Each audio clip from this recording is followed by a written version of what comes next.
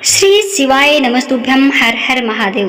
दोस्तों, आज हम आपको इस वीडियो में बहुला चौथ व्रत कथा सुनाने वाले हैं। सबसे पहले आप सभी को भाद्रपद मास की चतुर्थी तिथि की हार्दिक शुभकामनाएं। आज भाद्र मास की चतुर्थी तिथि है और इस तिथि को बहुला चौथ के नाम से जाना जाता है। आज के दिन गायों की पूजा करने और बहुला चौथ माता की कथा सुनने से धन और संतान के सुख की प्राप्ति होती है। भगवान श्री कृष्ण के आशीर्वाद से सभी लौकिक और परलौकिक सुख प्राप्त होते हैं। तो आज मैं आपको सुनाने जा रही हूँ बहुला चौथ और चौथ माता की एक दुर्लभ कथा। बड़ी ही श्रद्धा और प्रसन्नचित मन से इन कथाओं को सुनिएगा। एक बार पार्वती जी ने गणेश जी से पूछा, पुत्र, भादो कृष्ण चतुर्थी को संकट नाशक चतुर्थी कहा गया है, अतः उस दिन का व्रत किस प्रकार किया जाता है और उसकी कथा क्या है, मुझे समझा करके कहिए। गणेश जी ने कहा, हे माता, भादो की कृष्ण चतुर्थी सब संकटों का नाशक, विविध फलदायक एवं संपूर्ण इच्छाएं पूर्ण करने वाली है। अपने पुत्र की ऐसी बातें सुनकर के पार्वती जी ने उनसे पूछा, आहार एवं पूजन में क्या विशेषता है, उसे भी विस्तार से कहिए। तब गणेश जी माता पार्वती को बहुत ही दुर्लभ कथा सुनाते हैं। पूर्व काल में नल नामक एक पुण्य आत्मा और यशस्वी राजा हुए। उनकी रूपशालिनी रानी दमयंती नाम से प्रसिद्ध थी। एक बार उन्हें श्रापग्रस्त होकर के राज्य छोड़ना पड़ा और रानी के वियोग में कष्ट सहन करना पड़ा। तब उनकी रानी दमयंती ने इस सर्वोत्तम व्रत को किया। पार्वती जी ने पूछा, हे पुत्र, दमयंती ने किस विधि से व्रत को किया और किस प्रकार इस व्रत के प्रभाव से 3 महीनों के अंदर ही उसे अपने पति से मिलने का सहयोग प्राप्त हुआ। यह सब बातें आप मुझे विस्तार से कहिए। माता पार्वती के ऐसा पूछने पर गणेश जी भगवान ने कहा कि हे माते, जैसा मैं कह रहा हूँ आप विस्तार से सुनिएगा, ध्यान से सुनिएगा। राजा नल को बड़ी बड़ी आपदाओं का सामना करना पड़ा। एक बार हाथी खाने से हाथी और घुड़साल से घोड़े का अपहरण हो गया। डाकुओं ने राजकोष लूट लिया और अग्नि की ज्वालाओं से घिरकर उनका माल भस्म हो गया। राज्य को नष्ट करने वाले मंत्री लोगों ने भी उसका साथ छोड़ दिया। राज जुए में सब कुछ गवा बैठे और उनकी राजधानी भी उनके हाथ से निकल गई। सभी ओर से निराश और असहाय होकर के राजा नल वन में चले गए। वन में रहते समय उन्हें दमयंती के साथ अनेक कष्ट सहने पड़े। इतना होते हुए भी उसका रानी से वियोग हो गया। तत्पश्चात राजा किसी नगर में भिक्षा नट करने लगे, रानी किसी दूसरे नगर में रहने लगी और राजकुमार अन्य नौकरी पर करने लगा। जो किसी समय राजा रानी राजपुत्र कहे जाते थे, वही अब भिक्षा मांगने लगे। तरह तरह के रोगों से पीड़ित होकर के एक दूसरे से अलग होकर के कर्म फल को भोगते हुए दिन बिताने लगे। एक समय की बात है कि वन में भटकती हुई दमयंती ने महर्षि शरभंग के दर्शन हुए। उसने उनके पैरों पर नतमस्तक होकर के हाथ जोड़कर कहा, हे ऋषिराज, मेरा अपने पति से कब मिलन होगा? किस उपाय से मुझे हाथी घोड़ों से युक्त घनी आबादी वाली नगरी मिलेगी? मेरा भाग्य कब लौटेगा? हे मुनिवर, आप निश्चित रूप से बताइए। श्री गणेश जी कहते हैं कि दमयंती का यह प्रश्न सुन करके शरभंग मुनि ने कहा, हे दमयंती, मैं तुम्हारे कल्याण की बात बता रहा हूँ, उसे ध्यान पूर्वक सुनो। इससे सब संकटों का नाश होता है। यह सब कामनाएं पूर्ण करने वाला एक शुभदायक भादो मास की कृष्ण चतुर्थी संकट नाशक कही गई है।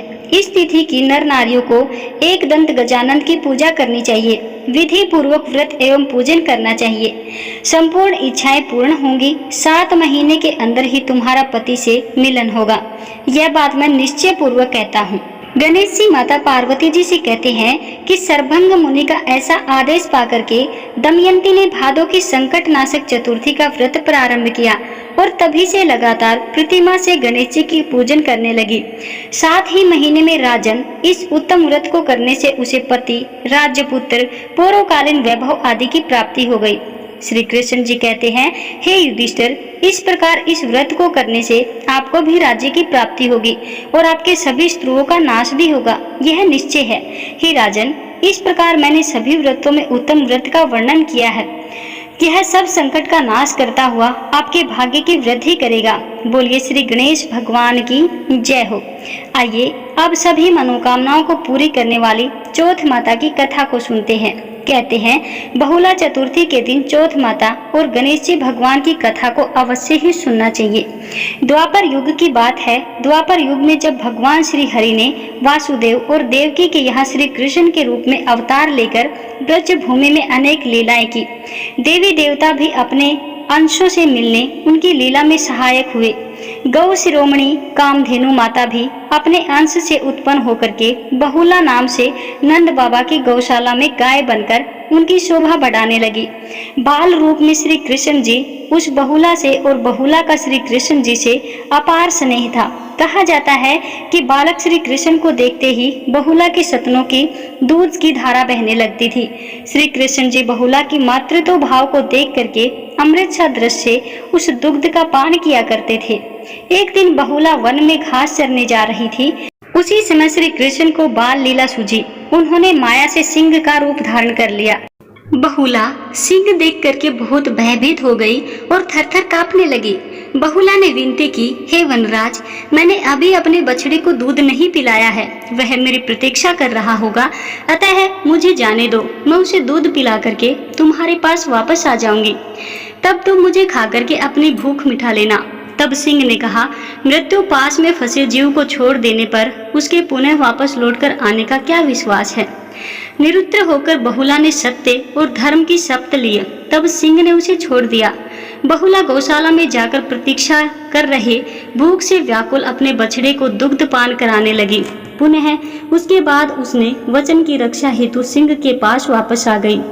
बहुला को देख सिंह का रूप धारण किए हुए श्री कृष्ण जी प्रकट हो गए और बोले, हे बहुला, यह तुम्हारी अग्नि परीक्षा थी।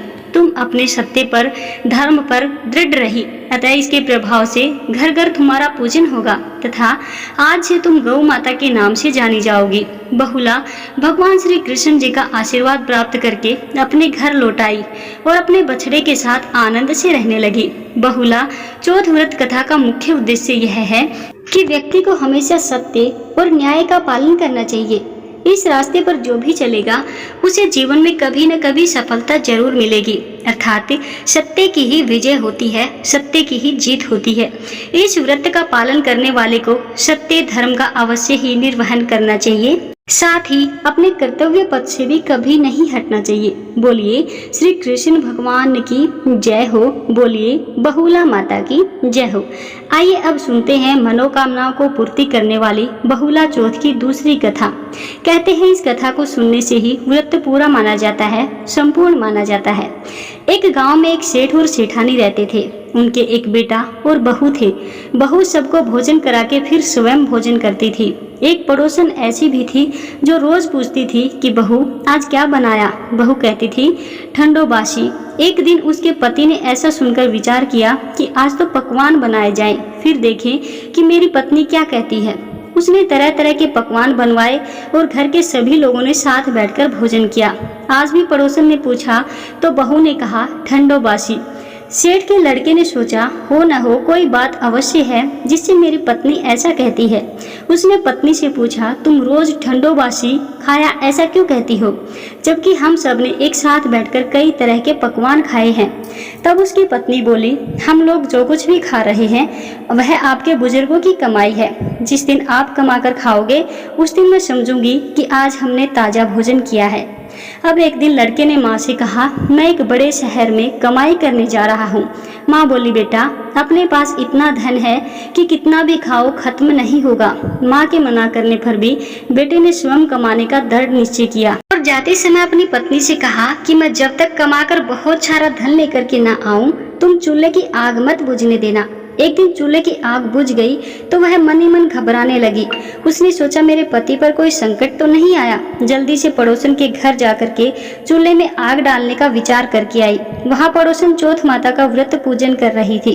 पड़ोसन ने कहा थोड़ी देर में आकर के आग ले लेना। बहू ने पड़ोसन से पूछा आप यह व्रत क्यों कर रही हो, इससे क्या मिलता है। तब पड़ोसन ने कहा चौथ माता के इस व्रत को करने से अन्न धन और लक्ष्मी मिलती है और अपनी मनोकामनाएं भी पूर्ण होती हैं। अब बहू भी चौथ माता का व्रत करने लगी। दीवार पर चौथ माता बनाई। उस दिन घी गुड़ का चूरमा बनाकर रात्रि को चंद्रमा को अर्घ्य दे करके भोजन करती है। ऐसा करते करते बहुत दिन व्यतीत हो गए। चौथ माता ने उस बहू के पति को सपना दिया कि साहूकार बेटा, तू जाग रहा है या सो रहा है? तेरी पत्नी तुझे बहुत याद कर रही है। घर जाकर उसकी चिंता मिटा। तू दुकान खोलकर बैठ जाना। आज तेरा हिसाब किताब चुकता हो जाएगा। अब तो चौथ माता ने जैसा कहा था वैसा ही हुआ।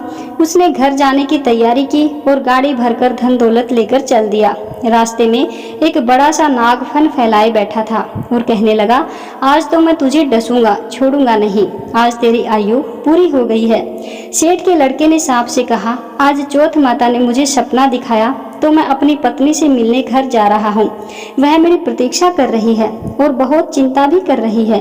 मैं उससे मिलकर के जरूर आऊंगा, तब तुम मुझे डस लेना। नाग ने कहा, तुम शपथ पूर्वक कहो तो तब तुम्हें मैं जाने दूंगा, परंतु तुम लौट कर नहीं आए तो तुम्हारे घर पर आकर ही तुम्हें डस लूंगा। इस प्रकार सर्प को वचन देकर वह अपने घर पहुंचा। वहां सभी से हंसी खुशी से मिला और भोजन करके उदास होकर के बैठ गया। उसकी पत्नी ने उदास होने का कारण पूछा तो पति ने काले नाग वाली बात बताते हुए कहा, यदि मैं उसके पास नहीं जाऊंगा तो वह घर आकर के मुझे डस लेगा। पत्नी बहुत चतुर थी। उसने कहा, आप जरा भी घबराओ नहीं, आप सो जाओ, मैं एक उपाय करती हूँ।